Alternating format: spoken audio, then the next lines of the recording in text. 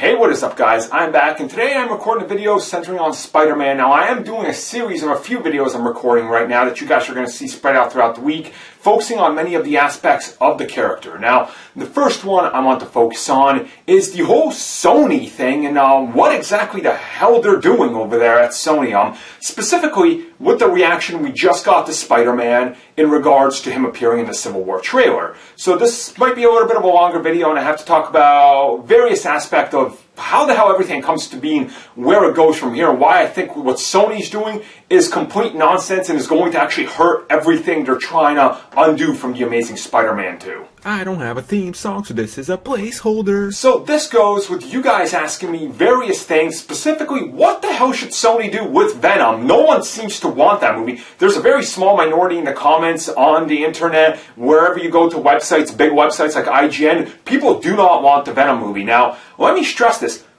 I want a Venom movie. I really do. I want the Venom movie. But I do not want it from the approach that Sony is going to take. And I think that's the difference here. And I think you can all agree with me here, right? If I say that, I think myself and you guys watching this all want a Venom movie, maybe a Venom movie where he eventually fights Carnage.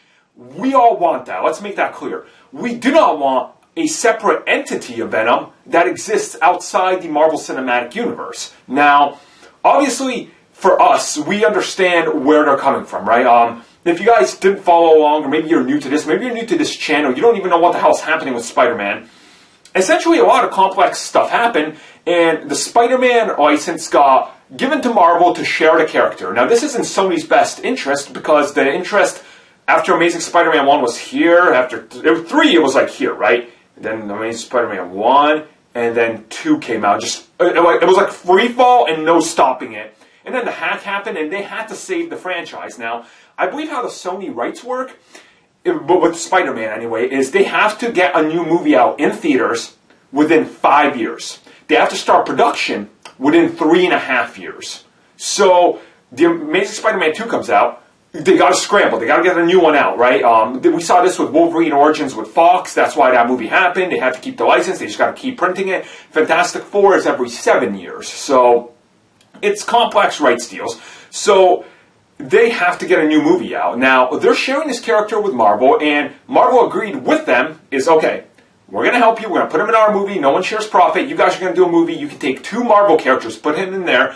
You have to get a movie out by 2019. So they have to do that. Now, they're also getting out another Spider-Man movie, which is, of course, the animated one.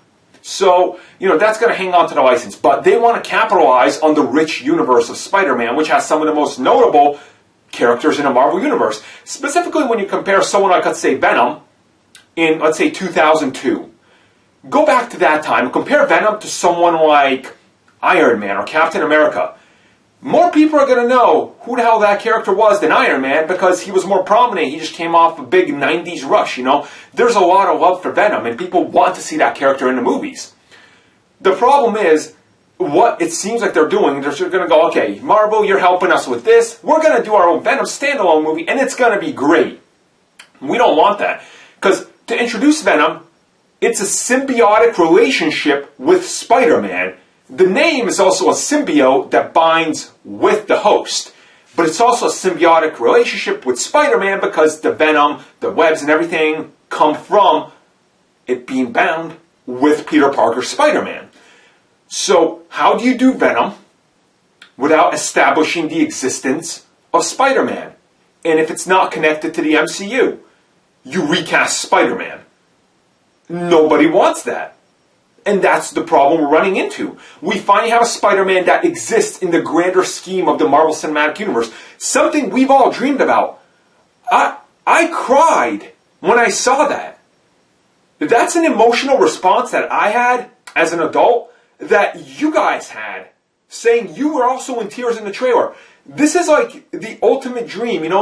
We thought and we knew because of all these complex rights, this was never going to happen. And that's what made us so depressed. And now it's happening. Imagine if tomorrow a new Civil War trailer drops, and suddenly at the end, Wolverine shows up in a yellow suit and claws and goes, "You guys missed us?" Tears. I don't know how I would be able to handle that, because once again, it's that rights issue. And that's what we're coming to, you know. And I'm going to talk about this in a different video on why it's significant, but that's what we're responding to. We knew this was coming, and now we visually see it. And we want them to include the symbiote in a smart way, right? We want them to include it in a smart way. Hell, they can introduce it like they did in the comics recently and retcon some stuff. Hey, the symbiote, yeah, that's actually an organism, but it got separated from a hive. That's why it's crazy. So Venom isn't necessarily a villain even. He's just kind of gone nuts because he's away from his own people, you know, or people, I should say. That puts more complexity onto Venom. When you really think about it, it's just trying to find a host to save itself. You have to think about it like that. And in that grand scheme of things, you're going, wow, they really nailed this. They understand it, right? They understand the concept of Venom. They're trying to get it out. They're humanizing it, which then gives you a hero who succumbs to the craziness of the Venom symbiote. That's not its fault, because it's not a villain. And Spider-Man subsequently fighting it would also feel terrible because he's fighting a sentient being who's doing it just out of the necessity to survive. That right there is a great story. It gives you an emotional core. It gives you a core to... It would give us a core to bond with an alien. Okay? The moment you put Venom in and you make him a useless, dumb, villain who's just like, I'm evil, you can't do a franchise on that because it doesn't build on anything. Now, let's say they do what I'm telling you right now. They do that. But you don't give us Tom Holland as Spider-Man. Then you've missed out on the core character developments.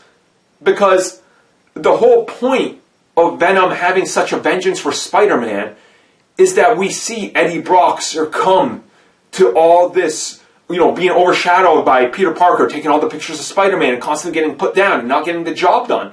That's what makes him go nuts. And that's why the symbiote being crazy works, because it sees this host and makes him so violent. That's why when it has all this knowledge and it jumps out to Carnage, Cletus Cassidy, he has no human qualities anymore. He evolves. It goes, oh my God, not even the symbiote can handle Carnage anymore, and it loses its mind even further. And we've seen what happens if you get someone good to have the symbiote. Look at what happens with Flash Thompson. Look at what happens with so many other symbiotes that get it, right? There's so much you could do with Venom that putting him in a separate franchise just dilutes the whole character as a whole. And I know it's crazy, I'm talking about a 90s extreme character, but I come from a place where I really do love that character. I really do. I think he's great. There's a lot to love about him, but you have to handle him so carefully, and you're going to run into that treading the ground with Spider-Man 3. Look what that did. You can't honestly watch that movie and tell me that they were doing a good job on Venom, because no one is going to agree with that, right? Everything was rushed. He was thrown in there last minute. They miscast everything. And don't get me wrong, I think Topher Grace is a great actor. I think he can really pull his own, given the right role. This was not the right role. It's really going to be tough, but Venom has to be handled with love. And handling Venom with love means you have to give it to people that care. And giving it to people that care is giving it to Marvel Studios. It's their flagship character. He's on the front of the poster. He has the most posters. It's Spider-Man. His biggest villain is probably Dr. Octopus and Green Goblin. But the one everybody knows, because it's the exact yin and yang to him, is Venom. So, why would you go out there, and why would you produce something that nobody wants? And granted, let's say hypothetically, I'm going to play devil's advocate here. The movie comes out. Oh my God, that's a 9 out of 10. It's the new Deadpool, right? Everybody's going, wow. Sony, congrats. This is Sony. What do you think happens then with the other Spider-Man? What do you think is going to happen with Tom Holland? Everything's up in the air. This is Sony. They're willing to do like that. At the flip of a switch, they are willing to change everything, cancel everything. Don't forget, they announced The Amazing Spider-Man 3 and 4 and 2 spin-off movies before 2 was ever out. These guys, they're money, money, money, money. And what's even worse is the new head of them is the former Fox guy who straight up took the franchises and just free fell for over a decade. He's the one that said Cloud Galactus. Silver Surfer's power come from a board. Green Knight Origins, let's repaint the walls. No, shove all these characters in there. Oh, X3, that's great. Get Brett Ratner on there because he's cheap. Is that what we want for the future of Spider-Man? I don't know about you guys. That's not something I'm looking forward to. And it's definitely not something I'm excited for. So hopefully the next video, which should be out tomorrow, I'm going to talk about what Sony should do with Spider-Man. So hopefully you guys enjoyed this video, and I'll catch you guys next time on Ask Armin Some BS.